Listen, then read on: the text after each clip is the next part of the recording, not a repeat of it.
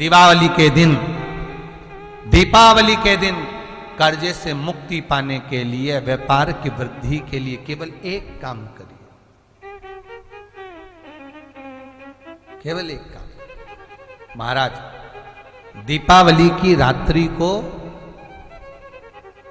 ठीक 11:30 से 12:30 के बीच में, मध्य बिंदु में, रात्रि को पीपल अगर पास में हो तो पीपल, आंवला पास में हो तो आंवला, बेलपत्र पास में हो तो बेलपत्र, इन 3 वृक्ष जो आपके पास में हो, जो नजदीक में हो, लगाना एक ही के नीचे है। ये नहीं कि तुम तीनों के पास पहुंच जाओ, लगाना एक ही वृक्ष के नीचे। 3 दीप अलग अलग, एक लक्ष्मी के लिए, गणेश जी के लिए, सरस्वती के लिए। 3 दीप घी के, एक फूल बत्ती का, 2 लंबी बत्ती का, फूल बत्ती मतलब गोल बत्ती का, और 2 दिए लंबी बत्ती के, घी के भरे हुए दिए, खाली नहीं, पूरा भरा हुआ दिया। उसमें एक एक कमलगट्टा, कमलगट्टा जो हवन में चढ़ता है, किराने की दुकान पे मिलता है, काले कलर का कमलगट्टा। महाराज, उस दिए के अंदर रखकर सबसे पहले गोल बत्ती वाला दिया हाथ में रखिए, हथेली पर जलाकर, और अपने स्मरण करो लक्ष्मी का, कुल देवी देवता का स्मरण करिए, अपने पूर्वजों का स्मरण करिए, कर्जा मुक्ति का भगवान से विनती करिए, और बाबा कुबेरेश्वर महादेव का स्मरण कर कर फूल बत्ती, गोल बत्ती का दिया पेड़ के नीचे रख दीजिए। दूसरा दिया जला हुआ उठाइए, उसकी बत्ती अपनी ओर हो, उसको उठाकर फिर अपने कुल देवी देवता का स्मरण करिए, पूर्वजों का स्मरण करिए, जिस भाव से दिया लगाने आए हो वो भाव को व्यक्त करिए, और दिए की बत्ती पेड़ की साइड कर कर रख दीजिए। तीसरा दिया उठाइए, अपने मन की कामना कर कर, जिसका कर्जा चुकाना है, व्यापार वृद्धि के लिए, संपदा के लिए विनय करिए, और उस दिए को जब उठाओ तो उसका मुख उधर का होना चाहिए, बोलते समय, स्मरण करते समय। जब नीचे रखोगे तब दिए का मुख अपनी ओर होना चाहिए। झोली पसार कर वृक्ष के नीचे प्रणाम करिए, नमन करिए, और झोली को वापस अपनी ओर गिरा लीजिए, घर चले जाइए, पलट कर मत देखिए, सीधे घर प्रवेश करो, और घर में जाकर अपने लक्ष्मी की जो पूजन करी है वहां प्रणाम कर लो साहब। 1 रुपया पूजन वाली जगह पर जहां लक्ष्मी की पूजन करी थी वहां 1 रुपया कोई रखा हो, कोई चांदी का सिक्का रखा हो, उसको उसी समय अलमारी में या तिजोरी में पटक दीजिए। जिंदगी में कभी संपदा की कमी नहीं आ सकती। कितना भी कर्जा होगा, माता लक्ष्मी, गणेश और सरस्वती, भगवान कुबेरेश्वर महादेव साल भर के अंदर ऐसा व्यापार खींचेंगे कि तेरा कर्जा चुक जाएगा। दूसरी बार तुझे पर कर्जा होगा ही नहीं चाहिए। शिव महापुराण में यह भी कहीं नहीं लिखा कि तुम भगवान को 108 या 1008 या 1008 बेलपत्र समर्पित करोगे तो शिव जी प्रसन्न हो जाएंगे। शिव महापुराण की कथा तो यहां तक कहती है, 1 बेलपत्र की पत्ती को आप अगर बीच में से, ये एक बड़ी पत्ती, उसके बीच में 2 पत्ती, और 2 पत्ती के बीच में जो गैप है, बीच पत्ती में, इस पत्ती और 2 पत्ती के बीच में जो जगह है, अगर आप इस पत्ती को यहां से स्पर्श कर कर, इस पत्ती को यहां से स्पर्श कर कर शंकर भगवान के शिवलिंग पर अगर आप श्री शिवाय नमस्तुभ्यम कहकर, पंचाक्षर मंत्र नमः शिवाय कहकर, षडाक्षर मंत्र ओम नमः शिवाय कहकर यदि शंकर के शिवलिंग पर समर्पित करते हो तो वो 108 बेलपत्र का काम कर जाती है। पकड़ने का स्थान देखिए,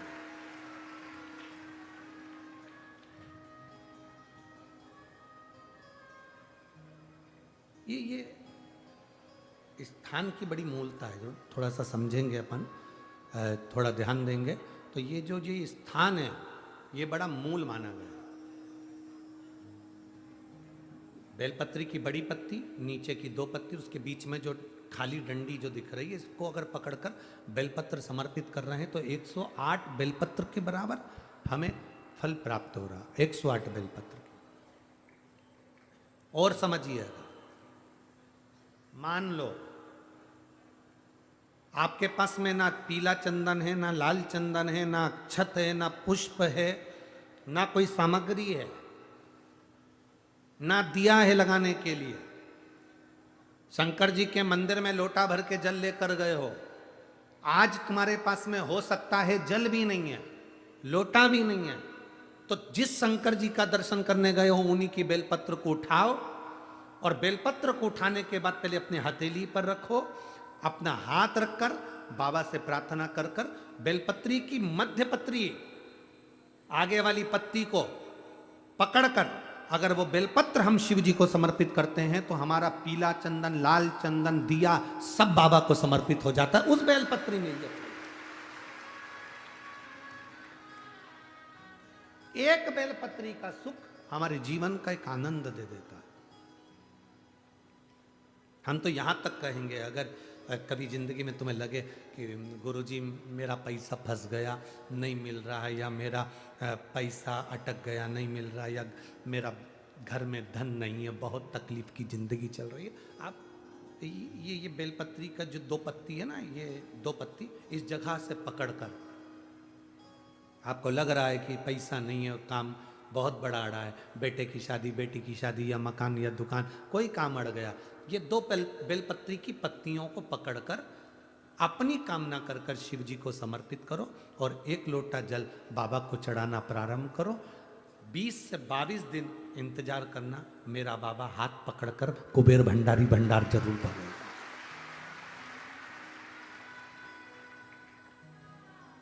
दो पत्ती को पकड़कर, लोग कहते हैं ब्रह्मा विष्णु महेश हैं बेलपत्री में, शिव जी के 3 नेत्र हैं बेलपत्री में, शंकर भगवान के त्रिशूल की 3 कोर है बेलपत्री में।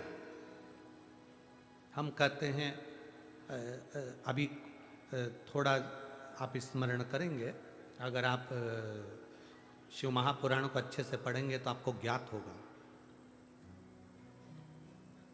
कुबेर को धन देने वाले कौन है? बोलते जाओ जरा जमकर, कुबेर भंडारी, कुबेरेश्वर महादेव, मतलब शिव शंकर कुबेर को धन देते हैं। जिस समय पर भगवान विष्णु संपूर्ण विश्व के कल्याण के कार्य करने लगे, कुछ नहीं हाथ में रहा, तब लक्ष्मी से उन्होंने धन लिया। आपने उन्होंने तिरुपति बालाजी की कथा सुनी हो, लक्ष्मी से धन लिया। लक्ष्मी इन जीवों के कल्याण के लिए तो मुझे धन दे दे, लक्ष्मी ने धन दिया। एक दिन नारायण ने पूछ लिया लक्ष्मी से, लक्ष्मी मैं नारायण, मेरे पास भी संपदा की कमी नहीं, पर तेरे पास लक्ष्मी इतनी संपदा कहां से आती है? तेरे पास इतनी संपदा कहां से आती है? लक्ष्मी जी कहती हैं, मेरी मां ने, मेरे पिता ने मुझे केवल एक ही बात सिखाई थी, किसी के आगे हाथ नहीं फैलाना है, शंकर की स्तुति करना है। लक्ष्मी जी कहती हैं, जब मुझे जरूरत पड़ती है मैं कुबेर को साथ में लेकर पहुंचती हूं। बेलपत्री की ये बीच वाली पत्ती है शिव, माता लक्ष्मी और कुबेर, उन दोनों के सामने हाथ पसार कर कुबेरेश्वर महादेव से मांग रहे हैं, भगवान शंकर से मांग रहे हैं। लक्ष्मी जी कहती हैं, वो शिव मुझे प्रदान करते हैं दोनों हाथों से, और मैं वो लेकर आती हूं जनमानस के कल्याण के। जब हम शिव जी को बेलपत्र चढ़ाते हैं तो इस तरह से पकड़कर, जब हम कामना कर कर चढ़ाते हैं, इन दोनों पत्ती को लक्ष्मी और कुबेर का स्मरण कर कर, कुबेरेश्वर बाबा का स्मरण कर कर जब हम शिव जी को समर्पित, हाँ थोड़ा सा ध्यान देंगे, बेलपत्री की जो डंडी होती है वो शिवलिंग पर जब चढ़ाई जाए तो जब हम दो पत्तियों को पकड़कर चढ़ाएंगे तो इस डंडी का मुख जहां अशोक सुंदरी की जगह है, जहां से पानी बहता है, इस डंडी का मुख उस ओर होना चाहिए। बस इतना जरूर इसमें, वो डंडी का मुख उस ओर हो जहां पानी बहता है।